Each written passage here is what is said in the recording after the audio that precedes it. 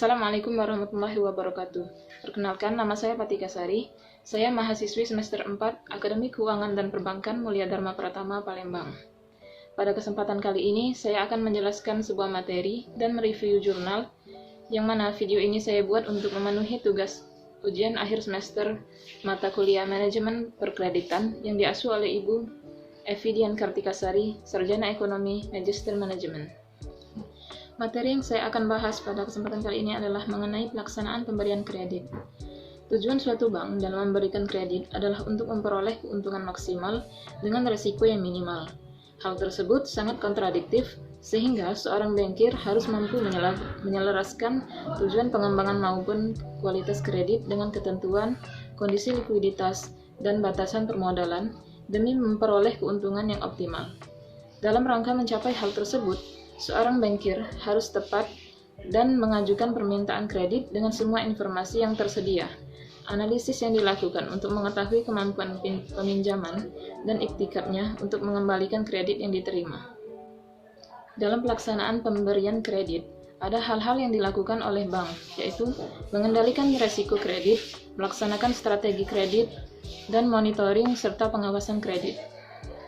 Yang pertama, mengendalikan risiko kredit. Menurut Irham Fahmi pada tahun 2014, halaman 86, risiko kredit merupakan bentuk ketidakmampuan suatu perusahaan, institusi, lembaga, maupun pribadi dalam menyelesaikan kewajiban-kewajibannya secara tepat waktu, baik pada saat jatuh tempo maupun sesudah jatuh tempo, dan itu semua sesuai dengan aturan dan kesepakatan yang berlaku. Seperti saat pandemi COVID-19, banyak usaha yang mengalami penurunan omset. Tidak sedikit usaha yang gulung tikar dan tidak mampu membiayai operasionalnya. Hal ini tentu berdampak kepada pembayaran kredit yang dilakukan. Banyak individu maupun perusahaan yang kesulitan untuk memenuhi kewajibannya membayar utang tepat waktu sebelum jatuh tempo. Kreditur mau tidak mau juga akan mengalami kesulitan jika banyak kasus kredit macet. Risiko kredit bank memang selalu ada dan telah lama dibicarakan. Namun, kejadian krisis ekonomi merupakan hal yang berdampak besar. Maka dari itu, perlu manajemen risiko yang tepat agar kreditur juga mampu bertahan.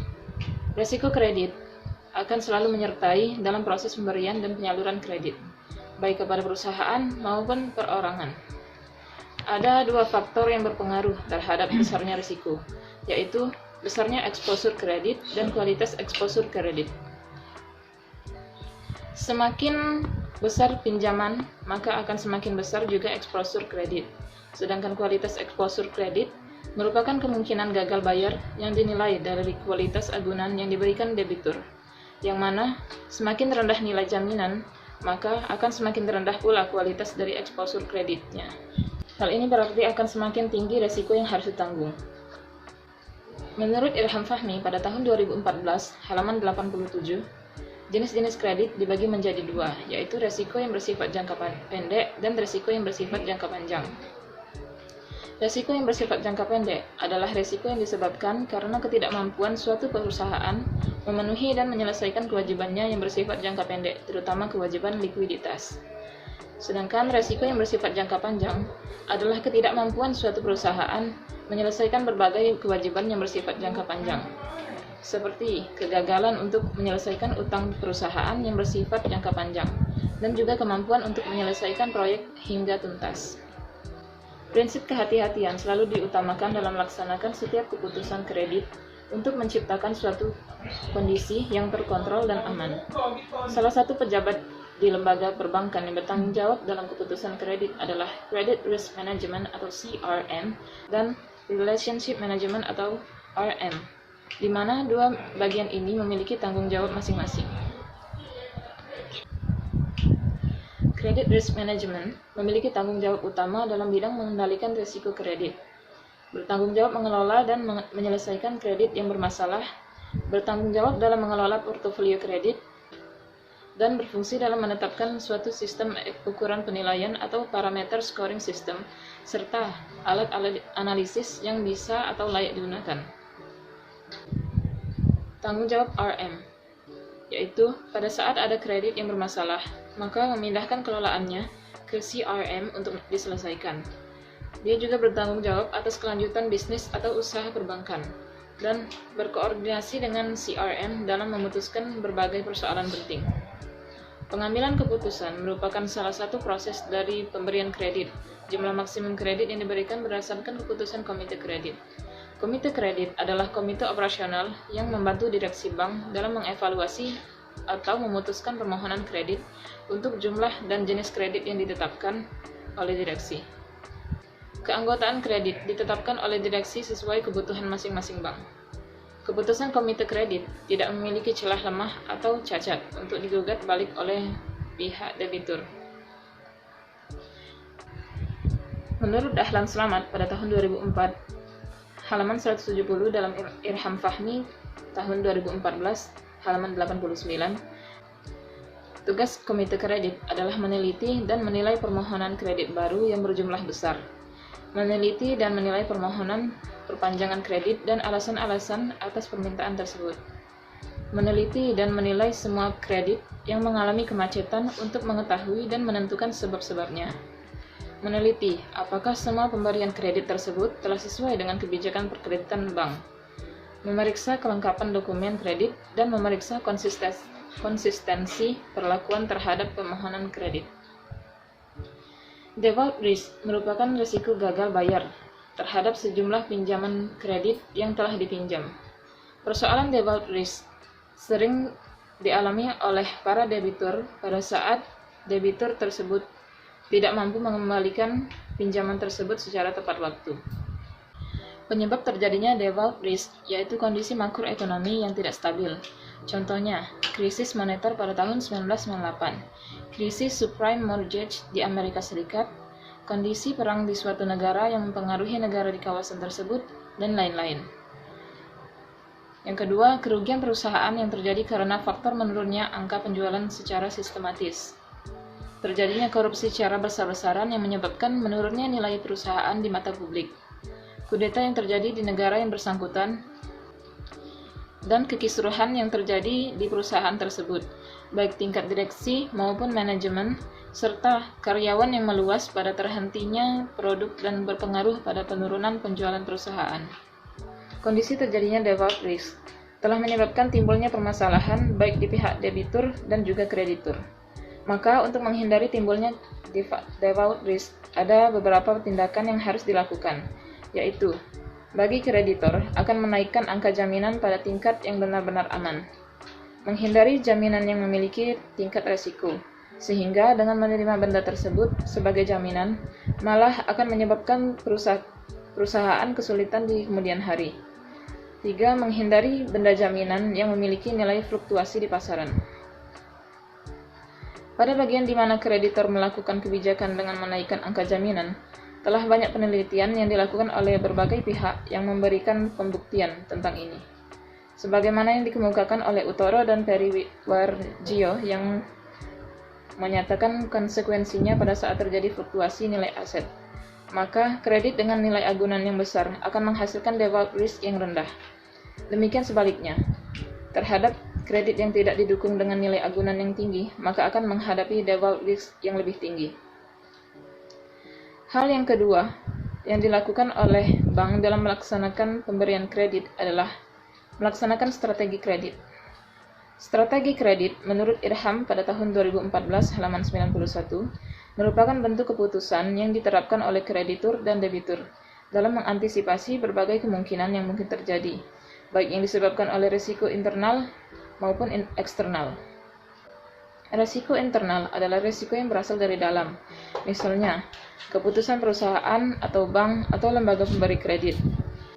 Sedangkan risiko eksternal adalah risiko yang berasal dari luar, seperti risiko pasar, resesi ekonomi dunia, bencana alam, pengambilan kekuasaan secara paksa, kondisi politik, dan berbagai tindakan militer. Pihak bank dalam memberikan kredit harus menggunakan strategi yang tepat, di mana strategi pemberian tersebut nantinya akan berpengaruh terhadap pengembalian kredit. Tujuan penerapan strategi kredit yaitu untuk mengantisipasi risk default, prudent atau kehati-hatian. Konsep strategi dibuat sangat hati-hati oleh tim yang bereputasi baik dan memahami kondisi ekonomi. memberikan keyakinan kepada pihak manajemen bahwa perusahaan akan berjalan lancar secara berkelanjutan, dan lembaga perbankan menjadi lebih yakin dan menganggap manajemen perusahaan memiliki kualitas dalam menjalankan usahanya. Tahap pelaksanaan strategi kredit. Yang pertama, menetapkan alasan yang kuat untuk menjelaskan mengapa diperlukan pembentukan strategi kredit. Yang kedua, pembentukan konsep strategi kredit dilakukan oleh tim yang dipilih dan diseleksi berdasarkan usulan pihak manajemen perusahaan. Yang ketiga, anggota tim yang menyusun konsep strategi kredit adalah yang paham akan berbagai kebijakan konsumen. Yang keempat, penyusunan konsep strategi kredit mengacu pada aturan dan mekanisme format strategi yang berlaku umum. Dan yang kelima, pihak tim penyusun diberikan hak untuk melakukan pantauan atas kebijakan kontrol secara ketat. Dalam penerapan strategi kredit, ada beberapa permasalahan yang umum terjadi, antara lain, keterbatasan dana untuk mengontrol jalannya aktivitas bisnis. Perusahaan sulit menemukan tenaga sumber daya manusia atau SDM yang bereputasi baik. Kondisi ekonomi dalam negeri dan luar negeri. Dan yang keempat adalah keterbatasan aset. Aset sering dijadikan cadangan kerugian. Dengan terbatasnya cadangan memungkinkan perusahaan dalam keadaan bermasalah pada saat posisi yang tertekan. Posisi tertekan adalah posisi yang tidak menguntungkan bagi perusahaan. Hal ketiga yang dilakukan oleh bank dalam pelaksanaan pemberian kredit ialah monitoring dan pengawasan kredit. Menurut Faisal Rifai pada tahun 2013 halaman 463, monitoring kredit merupakan pemantauan kredit agar dapat diketahui sedini mungkin deviasi yang terjadi yang akan membawa akibat menurunnya mutu kredit dan dapat segera menyusun action program untuk memperbaiki kolektabilitas kredit. Dan pengawasan kredit menurut Faisal Rifai pada tahun 2013 yaitu usaha untuk mengendalikan pelaksanaan kredit oleh bank dan nasabah agar persyaratan dan target yang diasumsikan dapat dipenuhi sebagai dasar persetujuan kredit. Ada 3 konsep penting yang dilakukan bank sebagai kontrol atau pengawasan kredit yang berjalan. Yang pertama, pertambahan risiko kredit bisa dibatasi dengan memperpendek jangka waktu kredit. Yang kedua, informasi disiapkan sedemikian rupa sehingga pihak bank akan selalu dapat mengawasi munculnya kesukaran-kesukaran pembayaran angsuran kredit sedini mungkin. Dan yang ketiga, dalam peristiwa kesukaran pembayaran angsuran kredit atau kesukaran uang, bank melaksanakan opsi untuk menarik kredit tersebut. Bentuk risiko dan solusi pada sektor bisnis perbankan menurut Irham Fahmi pada tahun 2014, halaman 240-242.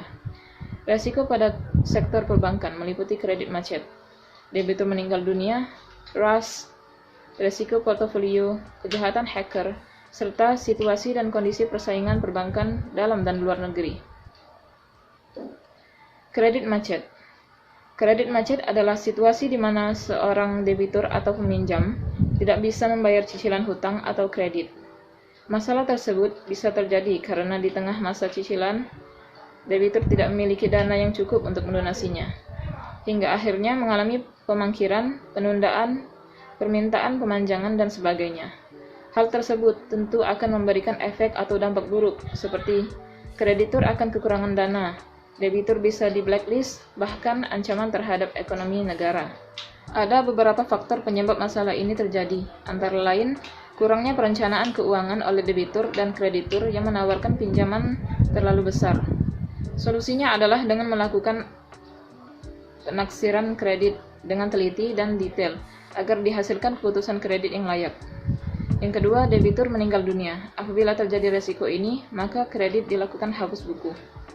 Yang ketiga, RAS, yaitu penarikan besar-besaran oleh masyarakat dari setiap tabungan atau saving dan deposito, dan jenis lainnya yang mereka miliki karena ketidakpercayaan pada perbankan tersebut. Hal ini mengakibatkan bank mengalami kesulitan keuangan. Pada umumnya, beberapa cara yang dilakukan oleh bank dalam menghadapi RAS. Ada 5 cara utama. Yang pertama, pihak perbankan akan memberlakukan batasan penarikan uang tunai untuk memperlambat gerakan penarikan uang tunai yang dilakukan nasabahnya. Kedua, bank juga akan meliburkan kegiatan operasional bank pada hari tertentu guna memberikan pelayanan yang baik dalam hal mengatasi penarikan uang yang besar dari sejumlah nasabah. Yang ketiga, pihak bank akan melakukan pinjaman uang kepada bank lain atau bank sentral. Hal tersebut dilakukan agar pihak bank mempunyai cadangan uang yang cukup untuk memenuhi permintaan penarikan tunai dari sekelompok nasabah. Keempat, pihak bank menyertakan asuransi pada nasabahnya. Dan yang kelima, melakukan penyetoran jaminan pada lembaga penjamin simpanan atau LPS. Untuk masyarakat, yang harus dilakukan ketika ada isu ini adalah meneliti lebih lanjut tentang informasi atau isu tersebut. Masyarakat harus memastikan informasi yang diterimanya berasal dari sumber yang memang terpercaya dan bertanggung jawab. Selanjutnya, masyarakat juga harus tetap berpikir jernih dan tidak panik. Jika ada sekelompok masyarakat yang memang melakukan penarikan dananya dalam jumlah yang besar, maka masyarakat yang lain tidak harus mengikutinya. Oleh karena itu, pelajarilah terlebih dahulu kondisi yang sedang terjadi, lalu ambil keputusan berdasarkan data yang memang sudah akurat. Risiko selanjutnya yaitu risiko portofolio. Untuk meminimalisir risiko ini, perbankan harus memiliki analisis portofolio yang berkualitas dan mengalokasikan dana untuk membayar analisis tersebut. Portofolio adalah menganekaragaman dari keputusan investasi atau kredit. Yang kelima yaitu kejahatan hacker. Kejahatan hacker merupakan mereka yang menerobos rahasia keuangan perbankan dan mengambil sejumlah dengan cara memindahkannya ke rekening milik pribadinya secara online melalui internet. Oleh karena itu, upaya pencegahan dan penanggulangan perlu diantisipasi sejak dini. Kerjasama dari semua pihak harus terus ditingkatkan, mengingat sistem operasi dan ekosistem perbankan yang melibatkan stakeholder yang sangat luas. Pencegahan dan penanggulangan kejahatan maya dalam perbankan tidak dapat diberikan hanya kepada pihak penegak hukum, sehingga bukan hanya penyebab kausif atau simptomatik yang terselesaikan, namun penyebab secara ekosistem atau secara menyeluruh, bersifat komprehensif, juga dapat diselesaikan secara bersama. Pemerintah merupakan pihak pemilik otoritas pengawas lembaga keuangan di Indonesia. Juga aparat penegak hukum yang berwenang harus memiliki instrumen yang tegas dalam memberikan tindakan jera bagi pelaku kejahatan perbankan. Proses penyelesaian dalam kerugian tindak kejahatan perbankan tidak cukup hanya dengan pidana penjara saja. Namun, pelaku kejahatan harus mengganti semua kerugian yang dialami oleh bank maupun oleh nasabah yang telah dirugikan, sehingga pelaku peretasan bank akan menjadi jera untuk mengulangi perbuatannya. Juga bagi pihak-pihak lain untuk tidak melakukan kejahatan maya.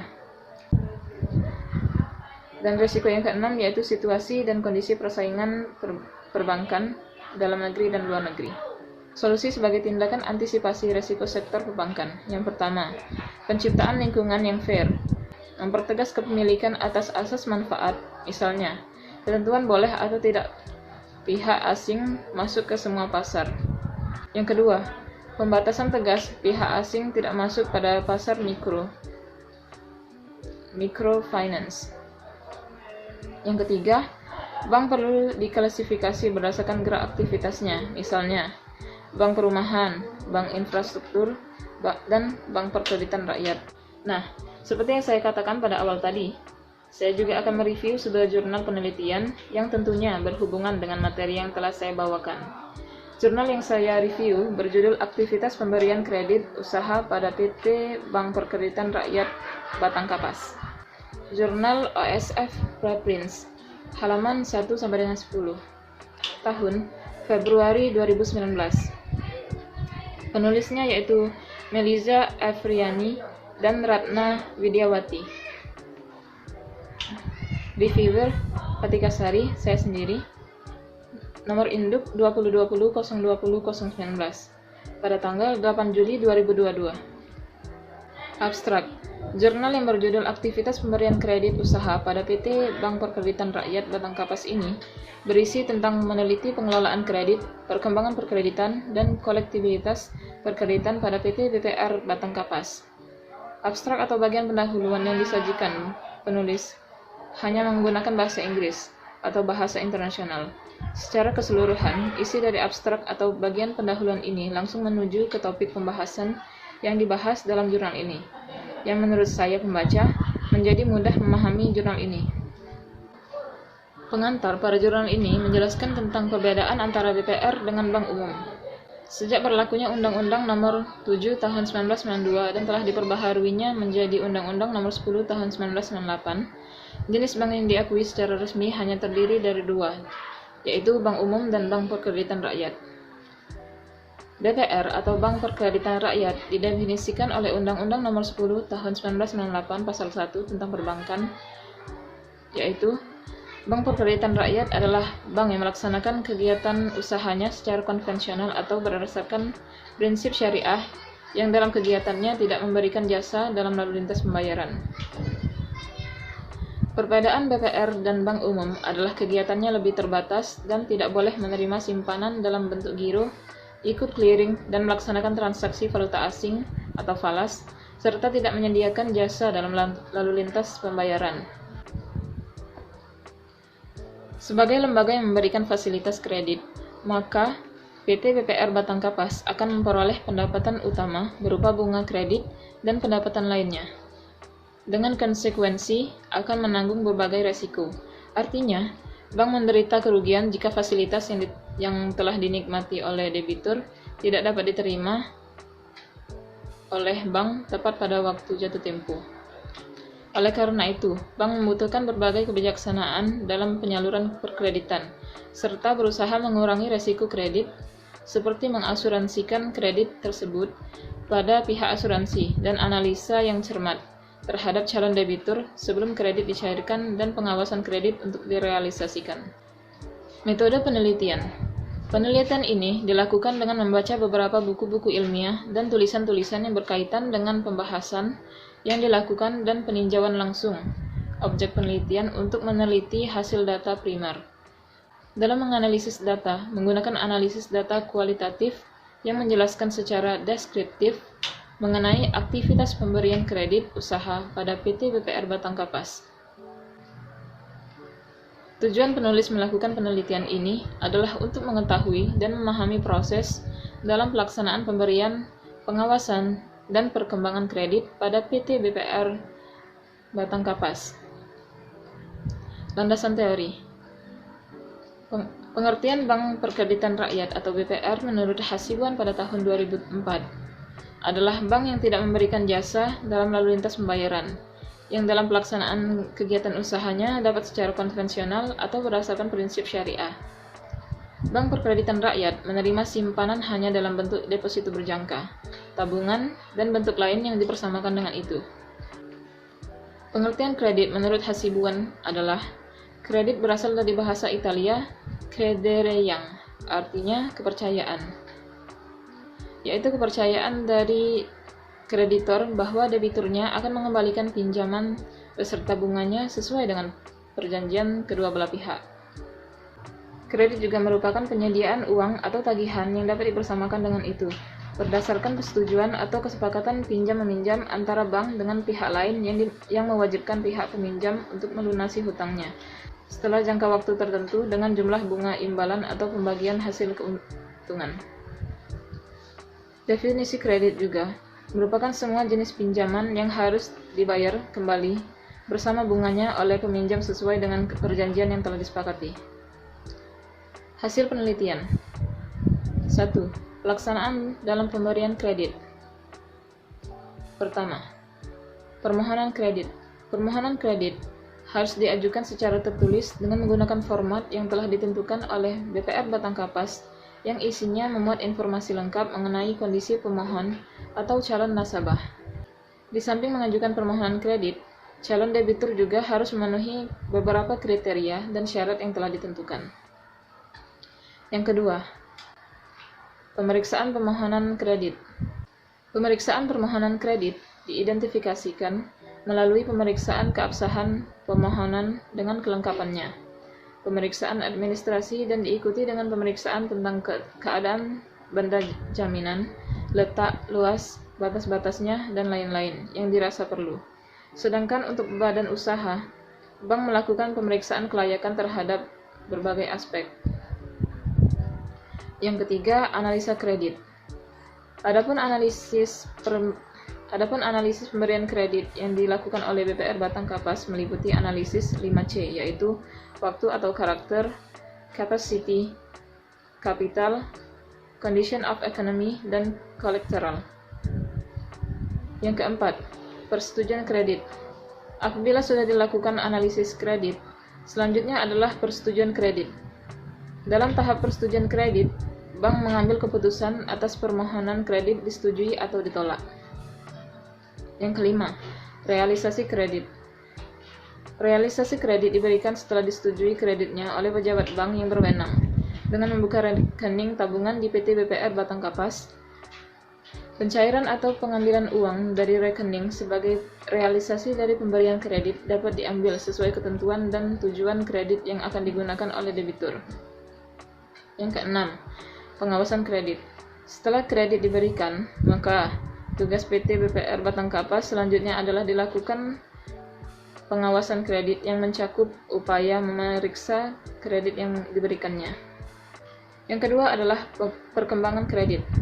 Dari data yang diperoleh, terlihat adanya peningkatan jumlah debitur di setiap tahunnya.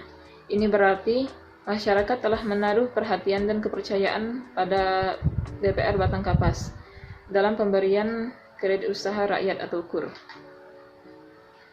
Dan yang ketiga, kredit bermasalah dan langkah penyelesaian kredit bermasalah. Setelah dilakukan penelitian, didapatlah data bahwa tingkat kolektibilitas nasabah cenderung berfluktuasi. Penurunan kredit bermasalah ini disebabkan karena meningkatnya pendapatan nasabah, juga disebabkan karena BPR Batangkapas memperbaiki manajemennya dalam mengelola kredit yang akan disalurkan agar dapat mengurangi terjadinya kredit bermasalah. Kalanya kredit yang disalurkan oleh BPR Batangkapas juga mengalami masalah. Hal ini disebabkan oleh merosotnya perekonomian yang berakibat kemampuan membayar angsuran pokok dan bunga pinjaman mengalami masalah, sehingga kredit lancar menjadi kurang lancar, diragukan, bahkan macet. PT BPR Batangkapas menyelesaikan kredit bermasalah dengan cara memberi peringatan secara lisan dan memberikan keringanan pembayaran bunga. Kesimpulan. Yang pertama, pengelolaan kredit pada PT BPR Batangkapas dimulai dari permohonan kredit, pemeriksaan permohonan kredit, analisa kredit, persetujuan kredit, realisasi kredit, dan pengawasan kredit. Yang kedua, perkembangan kredit pada PT BPR Batangkapas mengalami kenaikan tiap tahunnya. Dan yang ketiga, kredit bermasalah yang terjadi pada PT BPR Batangkapas diakibatkan oleh debitur yang mengalami kesulitan dalam mengembalikan bunga kredit serta ongkos-ongkos bank yang menjadi beban debitur yang bersangkutan. Penyelesaian kredit masalah pada PT BPR Batangkapas dilakukan dengan cara memberi surat tunggakan, memberikan keringanan pembayaran bunga, keringanan tunggakan pokok, dan mendesak debitur untuk melakukan penjualan agunan atau melelang agunan tersebut. Cara itu dilakukan oleh PT BPR Batangkapas agar dapat mengurangi kredit bermasalah. Demikianlah yang dapat saya sampaikan pada kesempatan kali ini. Saya harap teman-teman dapat memahami dan mengambil manfaat dari video yang saya buat. Saya ucapkan terima kasih kepada dosen pengampu atas bimbingannya dan juga kepada teman-teman yang telah ikut berpartisipasi dalam video ini. Dan tak lupa saya memohon maaf apabila ada kesalahan dalam kata ataupun penjelasan serta dalam penyebutan nama dan gelar. Wassalamualaikum warahmatullahi wabarakatuh.